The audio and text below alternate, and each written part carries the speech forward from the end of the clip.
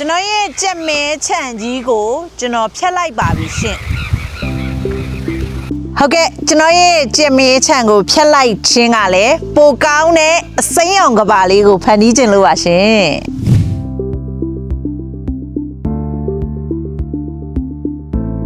မေကအိမ်ချမ်းမြေလို့တော့ကျွန်တော်ကမြေရောင်းခဲ့သလိုအဖေကလည်း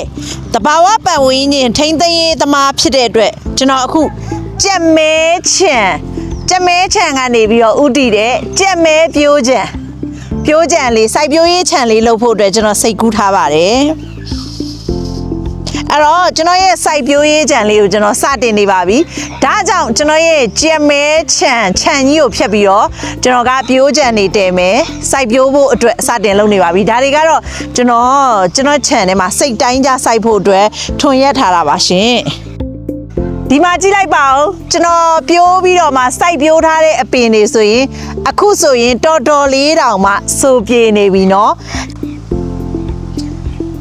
တစ်ပင်နေကြမှာတရက်နေလိုက်ရင်တရက်အသက်ပိုရှည်တယ်လို့ခံစားရတယ်သိလား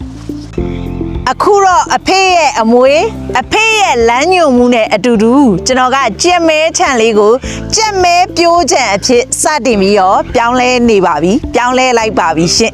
အဲ့တော့အဖေချစ်တဲ့သမီးဆိုတော့အဖေချေရနင်းပါပေါ့နော်ကျွန်တော်ရဲ့ချစ်ရတဲ့ညီကိုမောင်နှမတွေစိုက်ပျိုးရေးဝါသနာပါတဲ့သူတွေရှိလားရှင်ကျွန်တော်ဟော်ရီခြံကလေးကိုဘာပင်နေထဲရမယ်လို့စိတ်ကူးထားလဲဒီခြံကလေဟိုဘက်မှာလည်းတော့ခတ်လို့ရတယ်ဟိုဘက်မှာလည်းတော့ခတ်လို့ရတယ်အဲ့တော့ဒီခြံထဲမှာတန်မိုးကြီးတဲ့အပင်တွေဘာပင်နေထည့်ရင်ကောင်းမလဲလို့ comment ထဲမှာအကြံဉာဏ်လေးပေးခဲ့ပါလားဒါဆိုရင်ကျွန်တော်ရဲ့ညီကိုမောင်နှမပေးခဲ့တဲ့အကြံဉာဏ်လေးနဲ့ကျွန်တော်အကောင့်ထဲပေါ်ခြင်းလို့ပါရှင်